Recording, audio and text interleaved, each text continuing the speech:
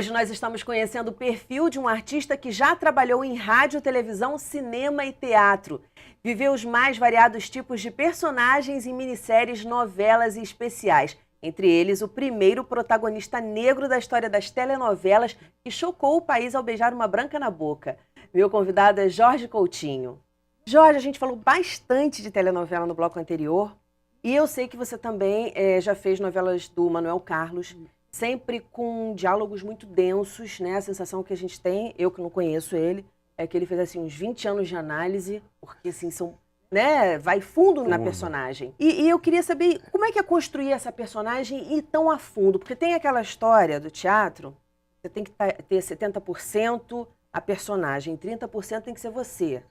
E aí eu lembro que eu tive um professor que até falava assim, olha, com o Procópio Ferreira aconteceu isso, às vezes em 80%, 90% ele ia parar no hospício e era internado. Como é que é manter esse certo distanciamento que tem que ser mantido para a saúde do próprio ator? Olha, eu geralmente, tem poucos personagens que eu vou, né? E depois eu fico olhando e digo, mas será que é verdade? Será que sou eu aquele cara mesmo? Porque tem hora que eu não acredito que vou fazer, mas aí quando você vai, você se entrega.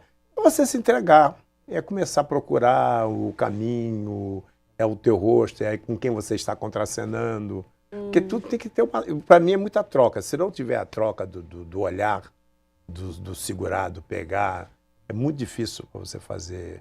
Tanto teatro, como cinema, como televisão, você tem que ter essa troca. E para você se dar, né? Você tem que acreditar. Eu vou sair um pouco do Manuel Carlos, vou só uma pequena história do filme que eu fiz, que é o Crioulo Doido. Esse personagem não era para mim, eu era galã nesta época. Esse personagem era para o Grande Otelo. Acho que também convidaram o Milton, uma coisa dessa. Aí quando me chamaram para fazer o Crioulo Doido, eu digo, mas que personagem que o Otelo vai fazer? Eu não posso fazer. Porque eu era galã na época, bonitinho e tal, como é que eu vou fazer um personagem do Otelo? Perfis é diferente. Eu também não tenho o talento do Otelo. Isso vai ser uma confusão muito grande. Mas aí o Carlos Pratos Corrêa, que é o diretor, rodado em Sabará, disse, não, Coutinho, vamos fazer? Eu digo, vamos. Você me dá a liberdade de eu construir, eu te dou a liberdade. Eu criei esse Crioulo Doido. E que ficou uma coisa fantástica. Nem eu acredito que eu entrei naquele personagem, mas ficou muito bonito. Mas eu me dei ao personagem, e também tem uma coisa, acreditar no diretor, né? Tem personagem que você tem que acreditar no diretor. Com na certeza. Pessoa que O diretor é a alma do negócio. A alma, porque se você também não acreditar no cara, você não se dá. Agora, você está falando de personagens. Qual foi a personagem que mais te marcou, que você mais gostou de fazer? E novelas? Tanto faz. Novelas eu gostei muito do Bienami, eu gostei muito do Andy, que era um revolucionário, eu gostei muito desse personagem. Você gosta de fazer o vilão ou o mocinho? Eu gosto de fazer vilão, gosto de fazer mocinho. Eu sinto muita saudade do romance, do beijo, eu gosto muito disso. E o beijo era técnico, puramente técnico, ou são esses beijos? A gente às vezes sabe que tá vendo que o beijo não é tão técnico assim, né? Depende. Tem um calor. Por isso que eu chego pra você, tem que ter a entrega, né? Tem que se dar. Você quando se dá. Eu fiz uma novela que terminava a novela comigo, e a Jacira Silva no Rio, que foi uma coisa linda, e de repente era um beijo, e era beijo mesmo. Era um amor puro, uma cena de paixão mesmo. E aquela onda passando, a gente lá no Rio. Acho isso muito bonito. Uma viagem. Uma viagem, você viaja. E tem que passar isso para quem está em casa, porque quem está em casa assistindo, esse negócio do beijo técnico é meio confuso. Se você beija no negócio a pessoa sente, aí fala assim, pô, aquele cara não sabe beijar. Aí a mulher, pô, mas que mulher, ela não sabe beijar. Eu pegava aquele cara, eu segurava. Então o ator tem que fazer de conta, tem que beijar mesmo, porque não tem mentira. A lente é uma coisa muito séria. E aí, como é que fica o ciúme do parceiro? Aí... Assim, mas você estava beijando ele? Mas como é que fica isso? É complicada a vida do artista? Eu nunca tive esse tipo de complicação, não. Não? De cobranças. Eu também não dou muita bola. Se eu tinha minha companheira, eu não dava bola para essas coisas. O que eu tenho que dar bola é para quem está assistindo. Se a pessoa não se apaixonar por você, esse primeiro beijo aí, a pessoa que mais recebia a carta no tempo do Passo de Vento era Jorge Coutinho. Mas eram milhares de cartas. A TV mandou fazer um retratinho bonitinho para distribuir, porque era um negócio de louco. Esse assédio todo acaba prejudicando um pouco também a vida pessoal? Não pode ir para qualquer lugar? A mim me prejudicou muito, porque eu não tinha a consciência dessa coisa da comunicação. Do sabe? poder, do poder da comunicação. de alcance, de né? alcance, eu não sabia. Eu fiquei muito na farra. Chegou ele, opa, tal. E viver o vilão? Você já viveu algum vilão? Já vivi no Assalto o Trem Pagador, agora mesmo eu fiz um filme que é o Jorge, na Chapada Diamantina, que é o Cascalho, eu sou um vilão, mas um vilão fantástico. Acho que é isso, tem que dar alma ao personagem, né? Essa coisa o Avancini falava muito, o Walter Avancini falava muito em alma de personagem. Aí eu comecei a descobrir que você tem que criar esse personagem, ele tem que existir de verdade. Qual foi a história dele antes daquela história que a gente está assistindo começar? Onde ele nasceu, como é que era a família dele? O que você quer? Toda uma construção. Uma construção. Eu fiz um seriado, estou saindo um pouco do nosso... Não, vamos lá. Eu fiz um seriado com o Walter Avancini, que era a República e Abolição. E era eu, Mário Lago, Ivan de Almeida, difícil. Só tinha Teresa Raquel, só tinha gente de ponta e tal. Eve de Luiz e tal. E aí o Avancini chegou com a história de que se criar, o Otton Bastos, de se criar a alma dos personagens. Eu fazia o André Rebouças. Eu digo, meu Deus do céu, como é que eu vou criar a alma de personagem? Ele, não, reunião, e todo mundo ficou apavorado, que a Avancini era muito sério. Aí marcou uma outra reunião. Eu digo, o que eu vou? Aí comecei a ler André Rebouças. E poucas pessoas também conhecem a vida do André Rebouças, né? Aí que você vai descobrir que uma história nossa... O que mais te impressionou na vida do André? Do André Rebouças. O lado dele de alegria e da sabedoria dele e da tristeza que ele tinha, que foi morrer fora do país, né? Ele sabia que a abolição ia ser uma grande mentira, essa coisa toda. Então eu comecei a conversar com a Avancini sobre isso. A Avancini, ele tinha essa preocupação, papapá. Então, Jorge, leva isso pro teu rosto, pro teu personagem. Porque o personagem do Mário vai ser sabe, da Tereza. Aí daí mas você não fica aquela cara, fica todo mundo igual. Você criar em cima de alguém que existiu deve ser mais complicado. Você não pode ir muito longe daquilo para não fugir tanto de quem era a pessoa. Mas você levava pelo menos isso dele, do André, né? Da tristeza dele no olhar, da alegria dele, da preocupação que ele tinha quando ele conversava com a princesa Isabel, como seria a República, enfim, essas coisas todas. O que foi o Noitada do Samba? A Noitada de Samba, ela foi... eu tinha feito antes uma coisa chamada Cartola Convida, que é uma preocupação que eu tinha de sempre trazer a música dos compositores da comunidade do morro, assim, populares para a cidade. Então a noitada era isso, era no sentido de aproximar essas pessoas num lugar que era a opinião que na Figueira Campos, né? Dia 2 de novembro, aí vai ser dia 2 de novembro. Aí vamos fazer aqui, que cai numa segunda-feira. Aí foi todo um agito para fazer, para estrear a Noitada de Samba. Eu falei com o Cartola, aí falei com a Zica, tal, e de repente caímos na real, que era Finados. Aí Cartola, eu não vou cantar, porque é o Dia dos Mortos, a Zica não vai ninguém naquilo. Aí ficou aquela confusão, meu Deus, como é finado, como é que a gente vai fazer um negócio de samba no dia de finado? E toda a publicidade na rua, tudo na rua.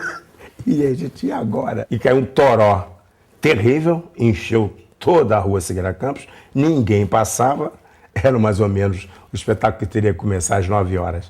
Não tinha ninguém, a não ser chuva. E tudo cheio, de repente estreou a chuva, aí o teatro foi enchendo, e aí teve espetáculo. Você então é que é um dos responsáveis para a gente conhecer hoje As Rosas Não Falam. As Rosas Não Falam, eu vi essa música. E você trazia esse pessoal? Trazia. Cartola, Clementina, Nelson Cavaquinho, Clara Nunes surgiu nessa noitada de samba, o Roberto Ribeiro, João Nogueira, enfim. Nosso samba, foi muito bonito. Você ajudou a descobrir essas pessoas? A descobrir essas pessoas. E a pessoa também, o público começou a curtir essa coisa, né? Quero sim, um novo amor, enfim. Começaram a curtir Cartola, começaram a curtir o Nelson Cavaquinho, começaram a curtir Zequete, João do Vale. Que maravilha. Era um foco de resistência também à ditadura? É porque eu descobri depois, hoje, aos meus 70 e poucos anos de idade, que eu era um louco. Que eu reunia naquele Teatro Opinião junto com o Bayer e a Marilena, que era minha companheira e tal. A gente reunia ali no teatro quase 350 pessoas que tinham pensamentos do mundo melhor. Então a gente ali discutia política, discutia tudo. A gente saía de uma adega que tinha na Siqueira Campos e ia lá para o teatro, e ali acontecia tudo.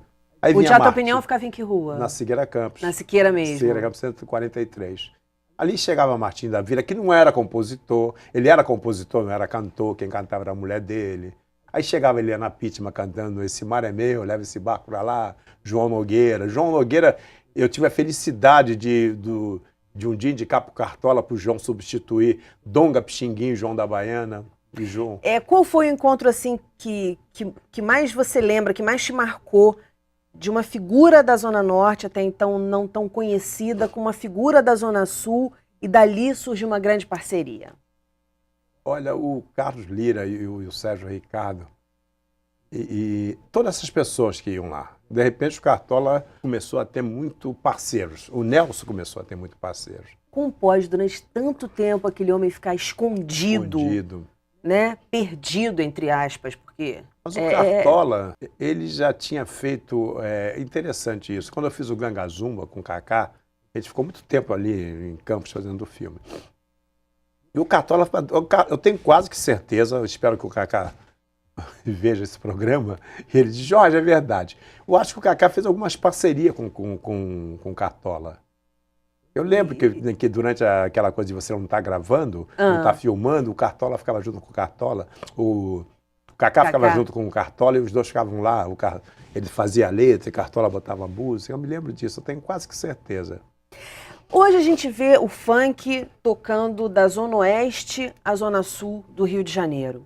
Você acha que esse movimento, essa mistura, né, esse acesso que a elite teve na época em que você fazia o Noitada, que você possibilitou isso, o funk está seguindo esse mesmo caminho no sentido de essa interlocução entre a Zona Norte, entre as classes menos favorecidas do Rio de Janeiro e as classes mais favorecidas. Essa mistura, o funk também correu um pouco essa estrada e a partir daí outros movimentos também se tornaram mais conhecidos?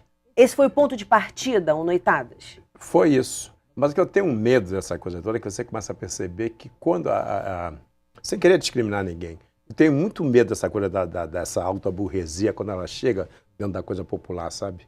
De assumir, de destruir as coisas, entendeu? Tem se apropriar, modificar. Como aconteceu com a escola de samba, entendeu? Quando entra, eles terminam com a coisa do povo.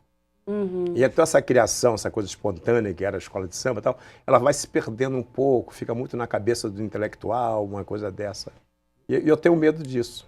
Eu tenho medo, não, tenho quase que certeza que esse movimento, de repente, ele termina. A gente está no finalzinho do programa, então eu vou pedir para você responder rapidinho, mas não posso deixar de perguntar. Você é expert em carnaval. O carnaval passou por uma fase, sempre foi popular, mas depois passou por uma fase mais elitizada. Hoje, com a volta dos blocos, todo mundo, a maioria das pessoas diz que ele já está se redemocratizando. Você acha que o carnaval está se redemocratizando? Bom, para mim, carnaval é uma coisa, a escola de samba é outra. O carnaval, sim, mas a escola de samba, não. A escola de samba, ela perdeu todo o lado da família. Né? Porque a escola de samba, antigamente, era coisa de família, era dos amigos que se encontravam. Ela ficou uma coisa muito mais profissional e que o povo não tem acesso. E nem dirige o seu evento, né? Que é o pior disso tudo. E aí eu queria que você terminasse o programa dizendo o seguinte: ser artista é... Ser artista é pensar na transformação desse país e usar isso como arma, sabe? De ir para a rua, de falar, de cantar, botar na sua música, no seu poema, enfim. Na sua voz, é a coisa de mudar, de ver um país melhor, né? Recadinho para quem está começando aí na carreira de ator, atriz. Estudar muito, ter muita paciência, esquecer televisão. O importante é o chão, é o teatro. O importante é o teatro. E depois calor do teatro. É o calor do teatro. Depois você pensa em televisão, depois você pensa em teatro e em cinema, depois você pensa um pouco em televisão. Tá bom. Jorge, muitíssimo obrigada. É um prazer falar com você. Sucesso sempre. Para nós. Muito obrigado.